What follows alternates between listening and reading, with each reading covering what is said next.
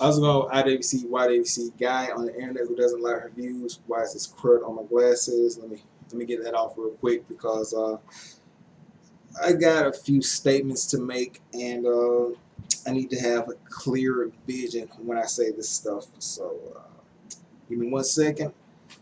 All right. So by the thumbnail, you kind of already see what this video is going to be about. I'm going to be addressing Chase Oliver. Got no problems against Chase Oliver, really, because he does his own thing. I get it. I really do. He's a great guy. Cool. He wants to debate me again. No, it's not going to happen. Not because I'm afraid, but from the first debate, he overtalks me.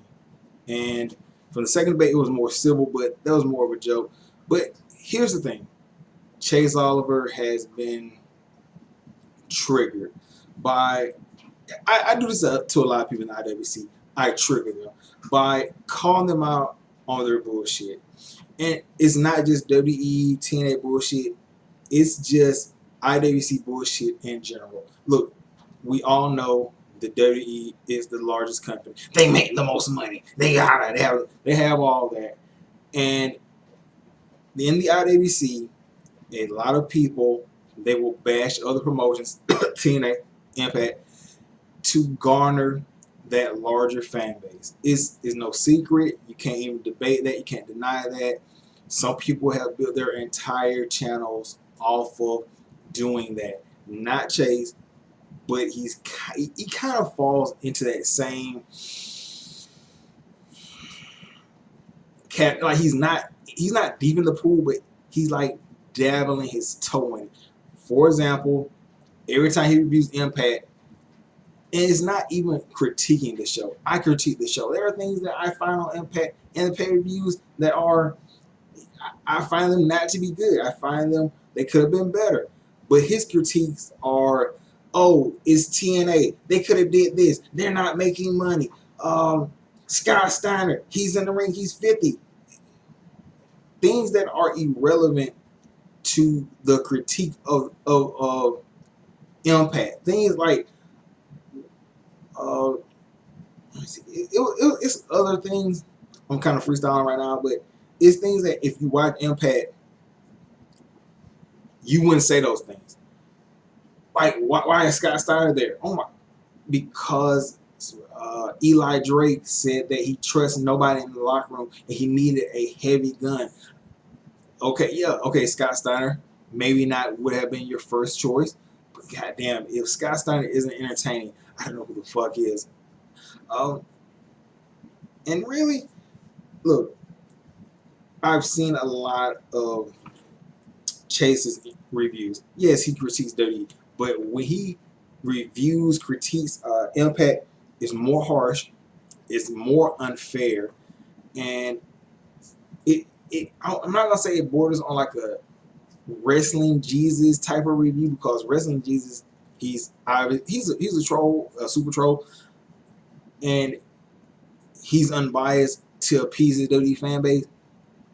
Chase isn't like that, but damn if it isn't close. Like, some of the critiques are from Chase on Impact are wildly false, and they make no sense. Like, Lucha Underground versus Impact review was worth 40. You telling me matches that had no storylines, and the only one that had a storyline was Jeremiah Crane versus Eddie, but it really wasn't that because it had no storyline, because it's Jeremiah Crane, not Sami Callihan. That was worth 40. But the pay-per-view that had the storylines, granted, there were matches that didn't deserve to be on the card. The Arrow Star, the Kira Hogan. I probably would have substituted those out for the Johnny Impact versus Kong Kong and Rosemary versus Taya. All those little matches weren't worth 40.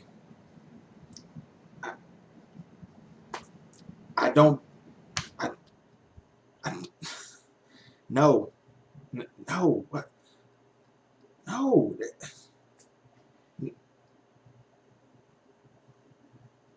I'm just saying it in my head. And I can't even believe that. Thrown together matches are worth 40.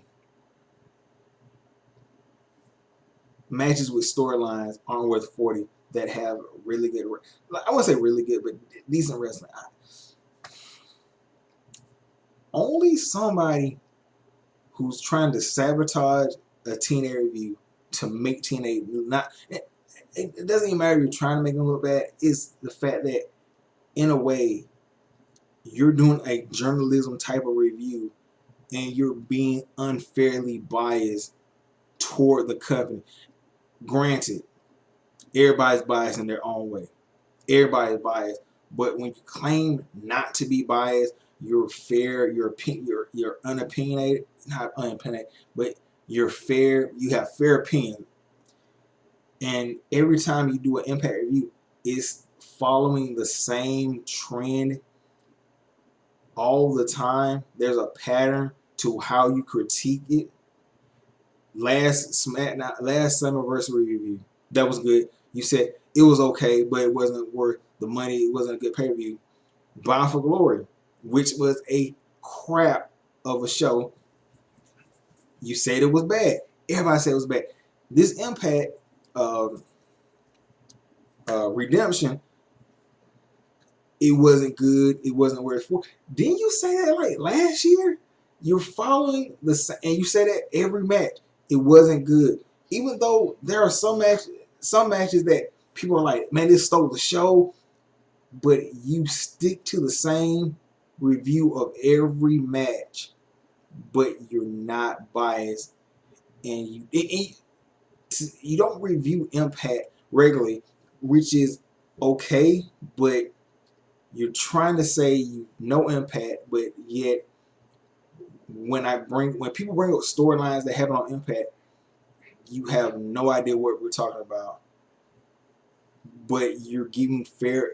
It doesn't add up. None of that adds up to where you can tell me you're giving a fair, opinionated review, or you're knowledgeable about giving Impact reviews. How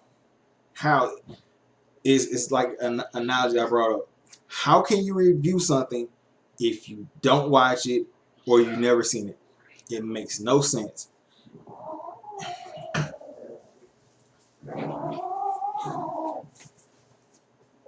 Stop.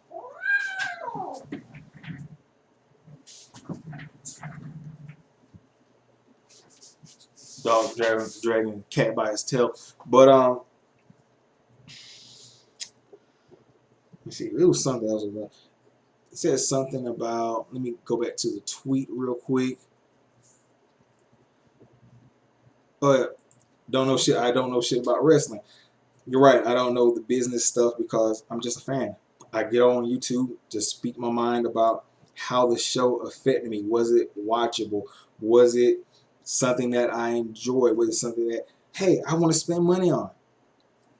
I don't know, like, hey, this guy made $5. I can't do fucking voice. I did too much. This guy made $5 more on a paycheck. Or, hey, this ring guy knows how to sell the ring faster than this ring guy. Or this production value costs 5 cents more than this. I don't know that. And nor do I care to. Or, hey, you know, if you land on your shoulder, you take a... No, I don't know that. All I know is what's visual and appealing to my eye. And I share my opinion. Hey, the match sucked. The match was good. I didn't know I needed like a degree to get on YouTube, again, YouTube, to discuss wrestling and how it makes me feel as a fan. I didn't know I needed to like become a manager, know the business, like, and manage 401ks. I didn't know that was something that I needed to do for YouTube. I didn't know I didn't know getting on here and sharing my opinion on things, I needed so many credentials. I think that's pretty much it, man. It's like no hard feelings towards Chase, man, but come on, bro. You know you're biased against TNA. Like if you follow, let's just say this. If you follow, I can't put you down because you're going to attack. Okay, if you follow the same pattern and say the same things in every TNA video, and TNA has gone through many changes, many different roster changes, and you say the same things about different people, your reviews become a little less credible. Like you said the same thing you said about the Alley versus Su Young match is the same thing you said about let's see, what was it years ago? Havoc versus Gail Kim. You see, some of the stuff doesn't add up. Like the what was it? Galloway versus Lashley. The same thing you said about the three-way between Aries, Pentagon, and Phoenix is the same thing you said about that. Hey, just watch the main event. The rest of the show was crap. With like no meat in between it to tell people why you don't like the six-way match because you don't understand that Brian Cage is an exhibition wrestler.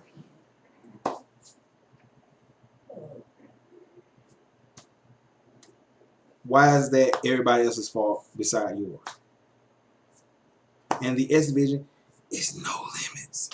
It's no limits, but yet I don't get it. Like, anyway, that's pretty much it, man. Like, I would like to debate Chase, but I look back over the review, like over the first part. He over talks me, and then like some of the same points, he he was asking a question. I said it, and then he like kept repeating it, and he's just like what was one question? He was like, does TNA being in a warehouse affect their business or in ring stuff? I was like, no, it doesn't. They're gonna move on from this. You know, it doesn't really affect because the guys have to wrestle. They have to, do their craft and then do other stuff. And he kept repeating it. And then when you think about it, it didn't affect them at all. Just like I said, especially when you think about it now, they're at they have Anthem and everything like that. And it's a lot of stuff like Chase brought in that debate that didn't make sense, and it still doesn't. Like, I don't need to know how much Austin Aries makes to enjoy his matches. I don't need to know how much a company makes a year to enjoy matches because I'm just a fan. Knowing the business side, that's good. That's fine. I want to enjoy good wrestling, good entertainment. I don't want to be bored or angry when I'm watching these wrestling shows. I want good entertainment, and knowing that, hey, they got a paycheck, they got a payday. It does nothing for me when I've wasted my time viewing this. I'm gonna just get out of here.